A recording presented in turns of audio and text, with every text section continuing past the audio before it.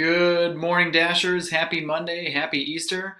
I'm coming to you from Mr. Lelinski's office here at home on Friday. It's a little chilly today, and it looks like it's a little bit cloudy outside, but the sun is sneaking through. And I hope by the time you all watch this that the weather is nice and it's a little bit more enjoyable to be outside and to be doing things just outside of your actual house and being in the outdoors. I think that can be very refreshing in the times that we are in. My video this week for April 20th to 24th is meant to give you a couple of guiding thoughts for what to consider in chapters 4 through 7 of The Great Gatsby, which we'll be covering today. Which we'll be covering this week. Not all of it today. That would be a little bit too much for one day, I think. And then also to introduce you to our major assessment just a little bit, and just to connect with you guys because I miss you. I know it might be hard to believe, but it's been a month since we have canceled school and we have only 4 weeks left of class. So I want to say I think the classroom is a life-giving place. I really enjoy being with you all the time and being able to see your faces, to connect with you, to talk about literature with you, and to get to know you as people. And while it's difficult for me to not be able to do that face-to-face right now, I really look forward to starting things up after our Easter break in our virtual community once again. So let me say welcome back. I hope you had a wonderful Easter, even if it was not as it usually is. I know that I usually host my sisters and all their families for Easter, and we didn't host anyone this year. We still made a ham, we still had potatoes and green beans almondine, and it was pretty good, but just a smaller group of people with my own immediate family, my wife and my kids, and our dog, of course, too, the mighty Finley. So with that little personal note aside, let me just talk to you a little bit about chapters 4 through 7 of The Great Gatsby.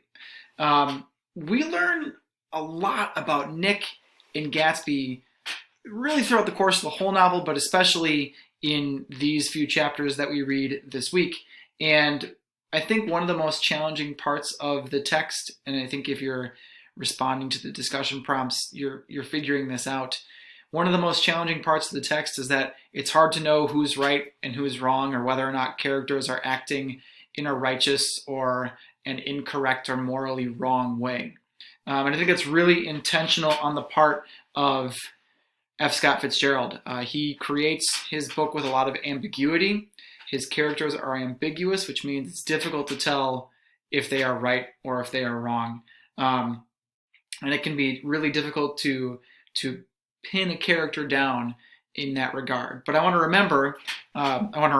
remind you guys that, I want you to remember, we've talked about this throughout the course of the year, as long as what you're saying about a character is logical, as long as it is based on the text, then you should trust your instinct, okay?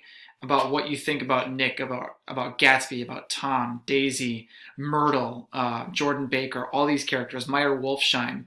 It's really, if you're doing the work, if you're reading and you're understanding, you should just trust what you think about these characters. And then when we enter into that online discussion forum space, say what you think. Disagree with your peers. That's the whole point of discussion, is to expand our horizons and learn from each other. But if we always say, I agree, then that's going to be really difficult for us actually to grow from that experience. So trust yourself, trust your own logic, trust your observations of these characters, and don't be afraid to disagree with each other when it comes to discussion. I think that can be a very fruitful thing to do when it comes time for discussion. We will finish The Great Gatsby for next week, Monday. So that'll be, I believe, April, 27th will be our concluding discussion on the text.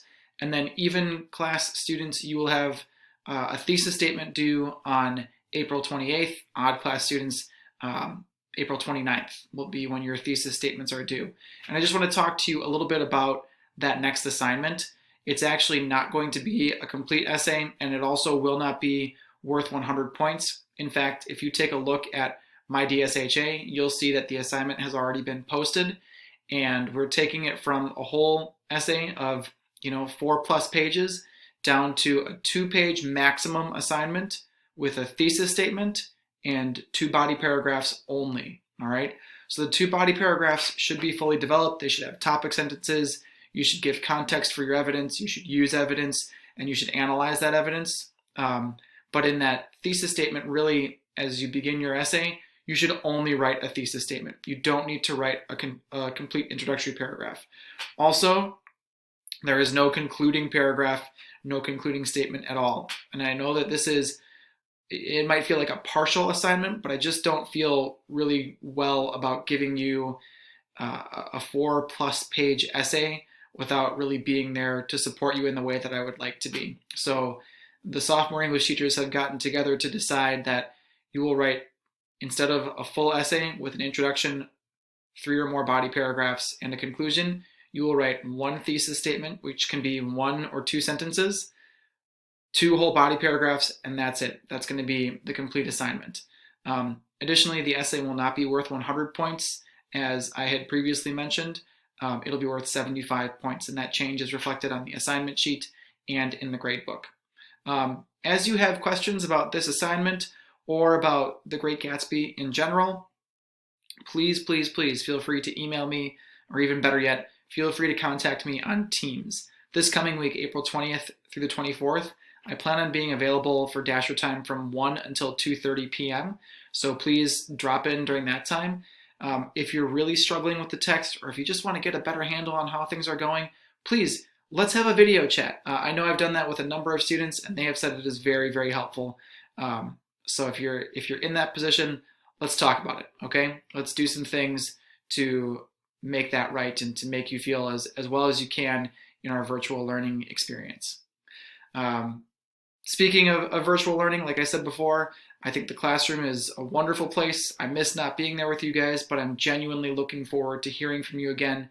I'm excited to be starting back up, to look at your discussion posts, to see what you guys have to say about some of the great literature of our nation and the great ideas of our nation and the great problems of our nation too. So I really genuinely look forward to that.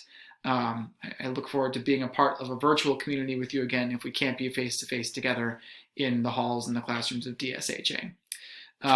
Until we talk again, I want you guys to get outside, practice appropriate social distancing. This doesn't get better unless we help it get better, and I know you've been doing a very good job of that already, and be sure to take care of yourselves. Until then, we'll see you soon.